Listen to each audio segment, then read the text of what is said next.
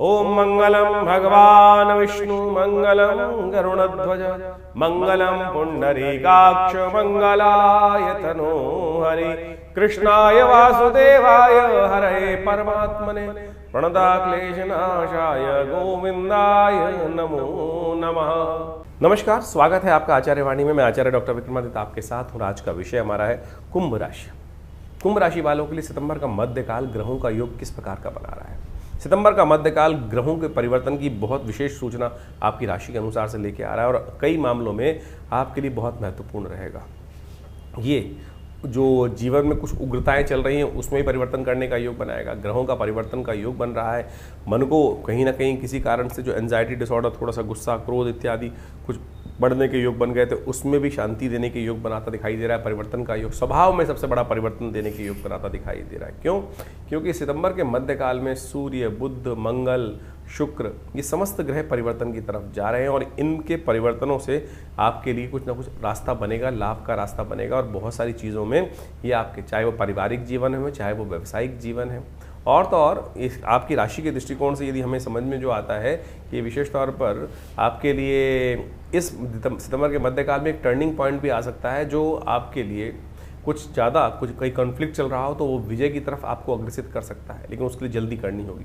बहुत ज़्यादा डिले करना आपके लिए कहीं ना कहीं कष्टकारी हो सकता है। थोड़ी चाणक्य नीति का इस्तेमाल करते हुए सितंबर के मध्यकाल से पहले यदि कोई कॉन्फ्लिक्ट चल रहा हो तो बहुत डिले मत कीजिए, उसको ठीक करके शांत बैठ से, थोड़ा शांत होकर तुरंत उसको सेटल करने का प्रयास कीजिए, विजय हो सकती है। और जितना डिले करेंगे वो कहीं ना कहीं चीज़ें आपके हाथ से निकलने की तरफ भी जा सकती हैं।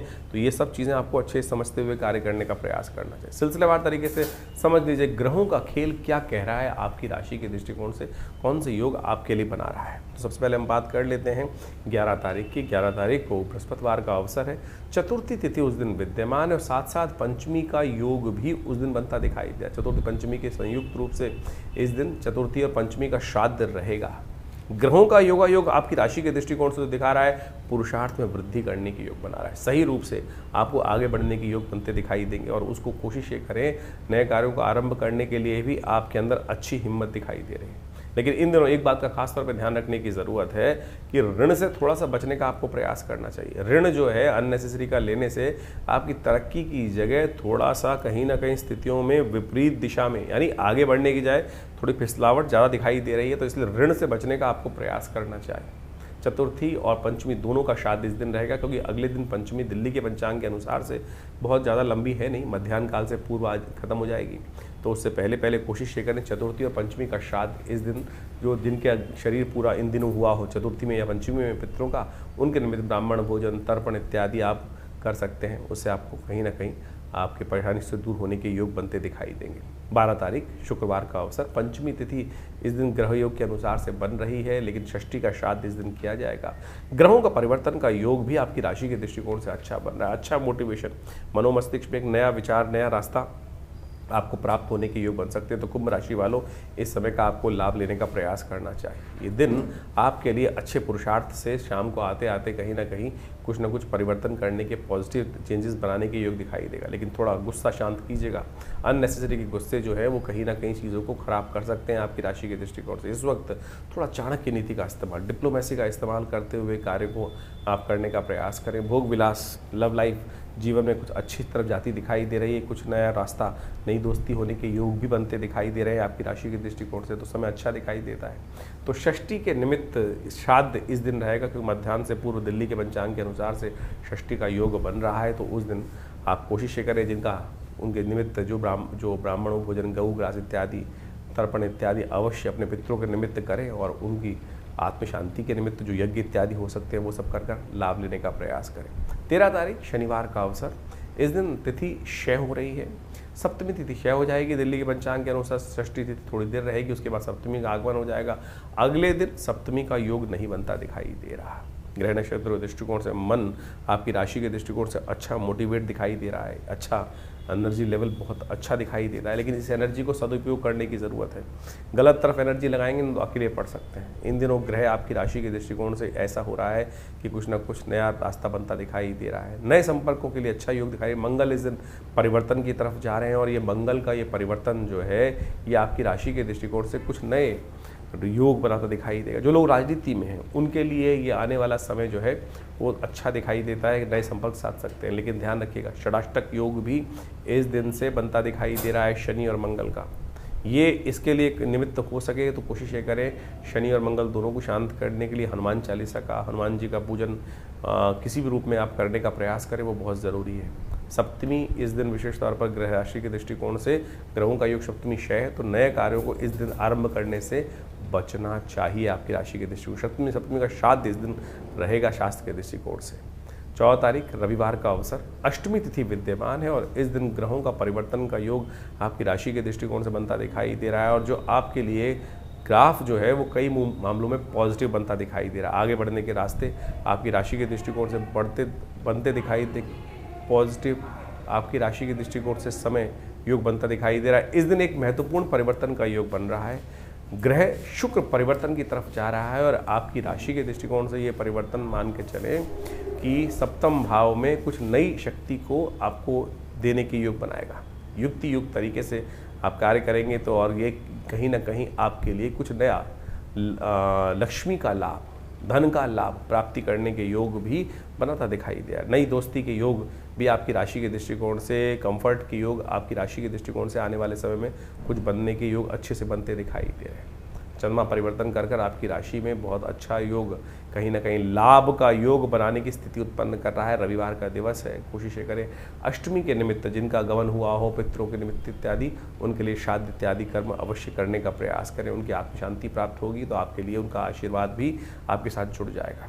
15 तारीख सोमवार का अवसर, नौमी तिथि विद्यमान है और इस दिन ग्रह नक्षत्रों के दृष्टिकोण से आपके ग्रह कई मामलों में आपके लिए पॉजिटिव होते दिखाई दे रहे हैं।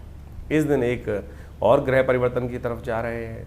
बुद्ध महाराज ग्रहों का अपनी राशि के दृष्टिकोण से परिवर्तन करते करते सप्तम भाव से निकलकर आपके अष्टम भाव में अपनी राशि में जा रहे हैं, लेकिन अस्त हैं इन दिनों। ध्यान रखिएगा, बुद्ध अस्त होने की वजह से जितनी शक्ति उसमें होनी चाहिए उतना कार्य नहीं कर पाते हैं। सूर्य के बिल्कुल सन्निकट चल रहे हैं और एक दिन बाद सूर्य भी परिवर्तन का योग बनाने वाले हैं, तो अपनी राशि में तो जाएंगे, लेकिन इन दिनों ध्यान रखना पड़ेगा आपको कि बुद्ध को थोड़ी शक्ति दें। जितनी मुख से कुछ गलत बातें निकलेंगी, किसी की पर निंदा होगी, कुछ ना कुछ आप शब्द इत्यादि मुख से निकलेंगे, ये बुद्ध आपके पॉजिटिव की जगह नेगेटिव होने के योग बना लेंगे और परिवार कुछ कहीं ना कहीं संबंधों में दरार डालने के योग बना सकते हैं। तो इस बात का आपको थोड़ा ध्यान रखते हुए कार्य करने चाहिए। कहीं भी आपके मुख से कुछ उल्टी सीधी बात ना निकले, दीवारों के भी कान होते हैं, इस बात का ध्यान रखने का आपको प्रयास करना चाहिए। तो कुंभ राशि वालों, ग्रहों का योग क्या है ये आपने अच्छे से समझा। इस दिन नौमी का श्राद्ध है। दिल्ली के पंचांग के अनुसार से जो ग्रहों का योग चल रहा है कि वो नौमी इत्यादि का जो श्राद्ध बनता है, तो नौमी के निमित्त जिनका गमन हुआ हो उनको अवश्य इस दिन कार्य करने का प्रयास करना चाहिए, तर्पण इत्यादि करने का प्रयास करना चाहिए, वो इनके लिए शुभ रहेगा। 15 तारीख को सौभाग्यवती स्त्रियों के निमित्त श्राद्ध, नौमी का श्राद्ध जो होता है सौभाग्यवती स्त्रियों का के लिए श्राद्ध किया जाता है।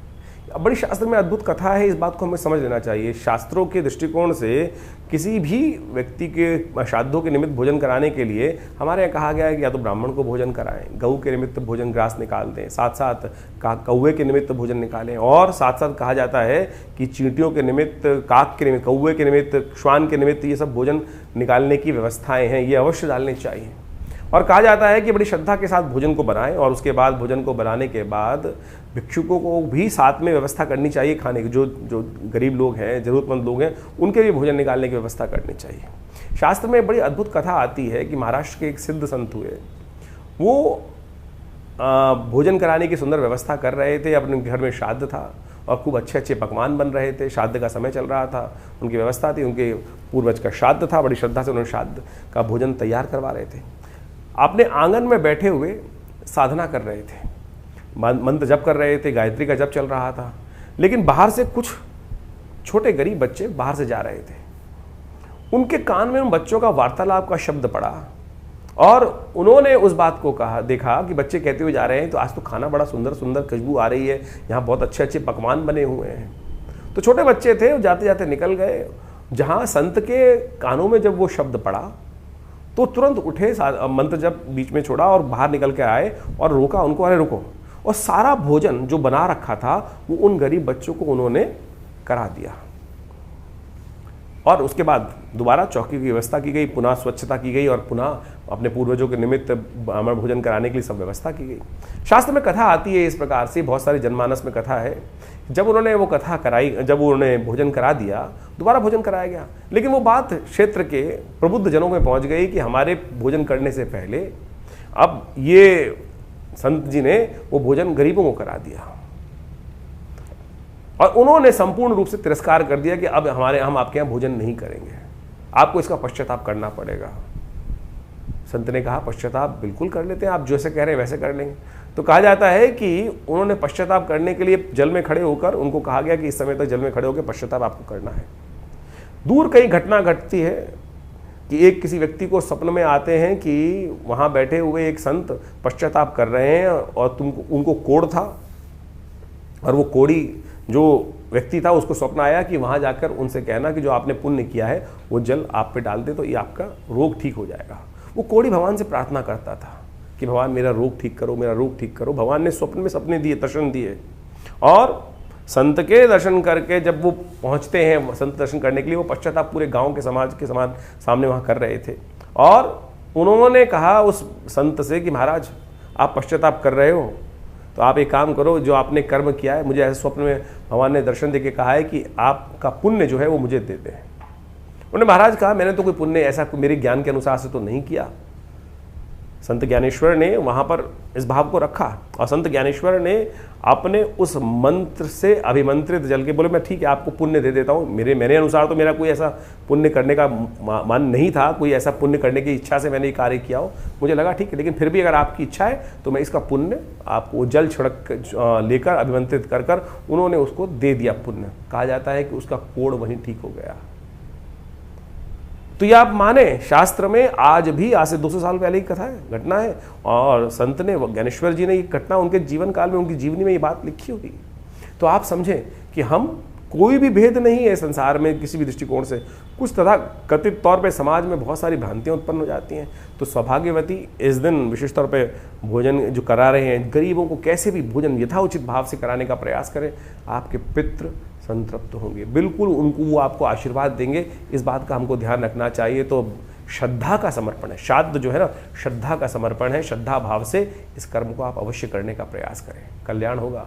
भगवती कृपा से कष्ट दूर होने के योग बन जाएंगे। 16 तारीख का दिन मंगलवार का दिवस है, दशमी तिथि इस दिन विद्यमान है और इस दिन सूर्य भी परिवर्तन की तरफ जा रहे हैं। लगातार एक के बाद एक ग्रह परिवर्तन की तरफ जाते चले जा रहे हैं, लेकिन इस सूर्य का परिवर्तन यदि आपकी राशि के दृष्टिकोण से देखा जाए तो कई मामलों में बहुत अच्छा दिखाई देता है। चल रही कहीं ना कहीं जो थोड़ा सा एग्रेसिवनेस थी, कहीं ना कहीं मनोमस्तिष्क में छोटी छोटी बातों में एकदम उग्रता थी, उसमें आपको बिल्कुल एक बहुत ज़बरदस्त चेंज मिलने की देखने के योग बनेंगे। स्वभाव में भी जिनकी कुंभ राशि है उनको दिखाई देगा कि कुछ ना कुछ जो मन में कुछ दिन से एक अननेसेसरी कहीं ना कहीं से कुट चल रही थी, वो कहीं ना कहीं, चाहे वो पारिवारिक जीवन में हो, चाहे व्यावसायिक जीवन में हो, या कहीं भी किसी कारण से दोस्ती इत्यादि में भी हो, तो वो जो अशांति थोड़ी थी, उग्रता जो थोड़ी, बहुत जल्दी काम करने का जो मन में कहीं ना कहीं भाव रहता था, और वो उस थोड़ा सा राग द्वेष मन में गुस्सा कहीं ना कहीं उत्पन्न कर देता था, उसमें एक परिवर्तन आने का योग अच्छा बनता दिखाई दे रहा है। मंगलवार का दिवस है, मंगल परिवर्तन कर चुके हैं, शनि के साथ हम सब तक योग बना रहे हैं। तो कोशिश ये करें हनुमान जी को छोला चढ़ाएं, हो सके तो बंदरों को कुछ गुड़ चना इत्यादि डाल दीजिए, उसका भोग लगा दीजिए हनुमान जी को, वो आपके लिए बहुत अच्छा रहेगा। दशमी का श्राद्ध इस दिन आपको करना चाहिए। ग्रह योग के दृष्टिकोण से दशमी के दिन जिनका गमन हो उनके निमित्त शास्त्र में जिस प्रकार से वर्णित है, कार्य तर्पण इत्यादि कर अपने पितरों के निमित्त करें, उनसे आशीर्वाद भी मिलेगा। 17 तारीख बुधवार का अवसर, एकादशी तिथि इस दिन विद्यमान है। महत्वपूर्ण परिवर्तन का योग आपकी राशि के दृष्टिकोण से बनता दिखाई दे रहा है। ग्रहों का परिवर्तन जिस प्रकार से हुआ है, 4 ग्रह 4 दिन में परिवर्तन की तरफ गए, तो इसका संसार में भी बड़ा इम्पैक्ट पड़ता दिखाई दे रहा है। कुछ महत्वपूर्ण परिवर्तन संसार में आपको देखने को मिल सकते हैं। कुछ नए डिसीजंस आपके समक्ष आ सकते हैं जो आपके कुछ आश्चर्यचकित करने के योग भी आपकी राशि के दृष्टिकोण से बनते दिखाई दे रहे हैं, और ये परिवर्तन बहुत जल्दी आपको दिखाई देते रहेंगे। लेकिन स्वास्थ्य के मामले में थोड़ा ध्यान रखते हुए कार्य करने की ज़रूरत है। मन अच्छा मोटिवेट है, लेकिन फिर भी कहीं ना कहीं स्वास्थ्य थोड़ा कहीं ना कहीं नरम होता दिखाई दे रहा है। अननेसेसरी खर्चे आपके जिम्मे पड़ने के योग बन सकते हैं, तो थोड़ा ध्यान रखते हुए कार्य करें। इस दिन एकादशी है, और ये एकादशी बहुत खास है, श्राद्धों में आने वाली एकादशी है। वैसे तो कई लोगों का मत है, वैष्णव मत से कहा जाता है कि एकादशी के दिन जो भोजन भी कराया जाए श्राद्धों के निमित्त, वो कच्चा भोजन ही देना चाहिए दान इत्यादि में। गाय को आप जो भी भोजन करा सकते हैं, चींटी इत्यादि को जो भोजन करा सकते हैं, वो सब अवश्य डालने का प्रयास करें। पितृ तर्पण जो भी शास्त्र में विधि है, गायत्री यज्ञ इत्यादि, वो सब आप श्रद्धा के साथ कराने का प्रयास करें और वो आपके लिए कल्याणकारी योग कहीं ना कहीं अवश्य बनाने की स्थिति उत्पन्न करता दिखाई दे रहा है। 18 तारीख बृहस्पतिवार का दिवस, द्वादशी तिथि विद्यमान है, सर्वार्थ सिद्ध योग बना हुआ है, यानी श्राद्धों के दिनों में भी सर्वार्थ सिद्ध योग है। एक नया कार्य करने के लिए कहीं शास्त्र में निषेध नहीं है।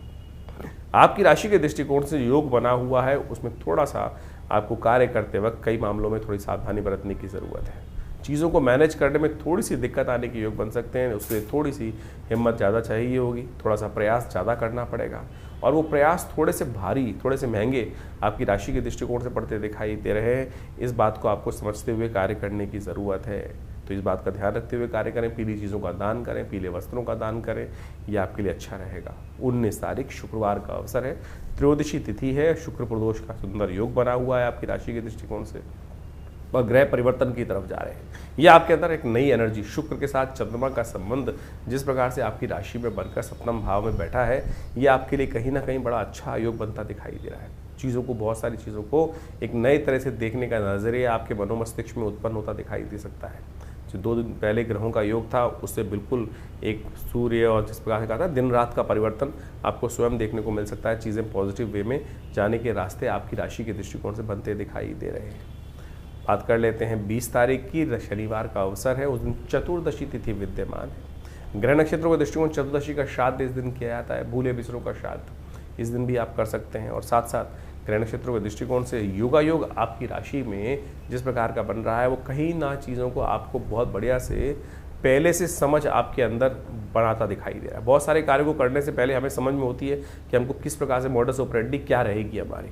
ये वो दिन है कि आपको पूरी चीज़ें समझ में है किस प्रकार से करनी है, लेकिन फिर भी कुछ चीज़ें ऐसी हैं जो हाथ से निकल सकती हैं। तो उसके लिए, क्योंकि बुध इन दिनों आपका चल रहा है बहुत कमज़ोर, शनि मंगल का चल रहा है टकराव, तो कोशिश करें लगातार शनि को मनाएं, सदा सुख पाएं, इस बात का ध्यान करेंगे तो अच्छा रहेगा। शनिवार का दिवस है, हो सके तो हनुमान जी को चोला चढ़ा लीजिए, या साथ साथ बढ़िया काम एक और करने का प्रयास करें, साबुत काली उड़द का यथाउचित भाव से अपनी सामर्थ्य के अनुसार से दान करने का प्रयास करें, वो आपके लिए अच्छा रहेगा। श्राद्ध का समय चल रहा है और अभी आपने अपने भविष्य के संबंध में ग्रहों के परिवर्तन के अनुसार से कार्य समझें। देखिए, हमारे जीवन में कई बार ऐसे योग बन जाते हैं कि ग्रह बिल्कुल हमारे लिए बहुत अच्छे चल रहे हैं, सपोर्टिव चल रहे हैं, चाहे वो गोचर में हो, चाहे वो आपकी जन्मपत्री में दशाएं, अंतर दशाएं, लेकिन फिर भी कई बार हमारे मनोमस्तिष्क में कई ऐसे विशेष योग परेशानी के योग बन जाते हैं जिनसे हम निवारण का रास्ता ढूंढ ही नहीं पाते हैं। हो सकता है बिल्कुल कि पितृ ऋण जैसी समस्याएं जो हों वो आपके जीवन में कष्टकारी बनी हों, तो इसीलिए हमें अपने कुछ दायित्वों का निर्वाह अवश्य करना चाहिए। श्राद्ध इत्यादि कर्म उन्हीं दायित्वों का निर्वाह करने के लिए होते हैं।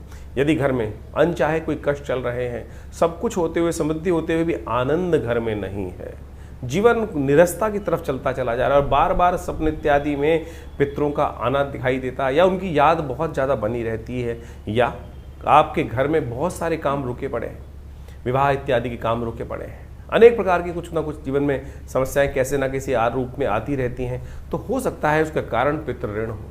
और उस पितृ ऋण से निवृत्ति के लिए शास्त्र में अनेक उपाय वर्णित किए गए। हमने भी अपना बहुत सारा अनुभव देखा कि जिस समय में एक व्यक्ति आए, उनके सपने में उनके कुछ पूर्वज थे, माता पिता इत्यादि थे, माता जी इत्यादि, उनकी बार बार सपनों में आती थी और ऐसा लगता था कि कुछ परेशान स्थिति में है। वो हमारे आश्रम पे आए और हमने उनका जो भी शास्त्र के दृष्टिकोण से अनुष्ठान हो सकता है वो अवश्य कराने का रास्ता बनाया। गायत्री ऐसे में सबसे श्रेष्ठ कहा जाता है कि गायत्री का 1.25 लाख जो यदि यज्ञात्मक तौर पे करा दिया जाए तो पितृ निवृत्ति से, ऋण से निवृत्ति के योग बन जाते हैं। और आप सत्य माने कि वो अनुष्ठान पूर्ण आहुति कराई गई और पूर्ण आहुति कराने के कुछ दिन बाद, जैसे 21 दिन का शायद अनुष्ठान उन दिनों रहा होगा, और उसका अनुष्ठान के कराने के बाद 10 दिन बाद उनका फोन आया कि हमारे घर में जो शादी रुकी पड़ी थी, बिटिया की शादी नहीं हो रही थी, उसका भी योग बन गया। तो हो सकता है आपके बहुत सारे जीवन की समस्याएं इस पितृ ऋण से के कारण से ही हो रही हों, और हम समय समय पर जिस प्रकार से शास्त्र में वर्णित है कि नित्यपति, हम तो केवल, बहुत सारे लोग तो श्राद्धों में भी आज अपने पितरों के निमित्त जो तर्पण इत्यादि है, ब्राह्मण भोजन इत्यादि है, गौग्रास इत्यादि नहीं निकाल पाते हैं। लेकिन शास्त्र में तो नित्य प्रति अपने पितरों के निमित्त उस तर्पण इत्यादि कार्य को कहा गया है। अभी हमारे इन बहुत सारे प्रश्न भी समय समय पर हमारे चैनल पर आते रहते हैं लोगों के। तो एक प्रश्न आया कुछ दिन पहले, जो हमने उसका कारण भी बताया, उसका निवारण भी लिख के भेजा उनको, कि एक कहा गया कि भाई हम तो गया में जाके श्राद्ध कराए हैं, क्या अब हमको आवश्यकता नहीं है दोबारा? हम तो गया में ऐसा बताया गया कि अब वापस आके दोबारा अपने श्राद्ध कराने की ज़रूरत ही नहीं है। देखिए, श्राद्ध कराने की ज़रूरत हमेशा होती है। श्राद्ध तो नित्यपति है। गया जी का महात्म्य इस प्रकार से बताया गया कि पिंड वहाँ करने के बाद आपके पिंड से निवृत्ति होती, पिंड छुड़ाने मत जाइए। श्रद्धा के साथ यदि गया जी जा रहे हैं तो वहाँ अवश्य विष्णुपद इत्यादि में जाकर अपने पितरों के निमित्त जो श्राद्ध कर्म कर सकते हैं वो बिल्कुल अवश्य करना चाहिए। लेकिन नित्यपति का जो दायित्व है वो तो निर्वाह करेंगे। और बहुत सारे लोग बोल देते हैं कि पितरों की वो विशेष तौर पर क्या है कि उनका पुनर्जन्म हो गया होगा। शास्त्र में वर्णित है कि 3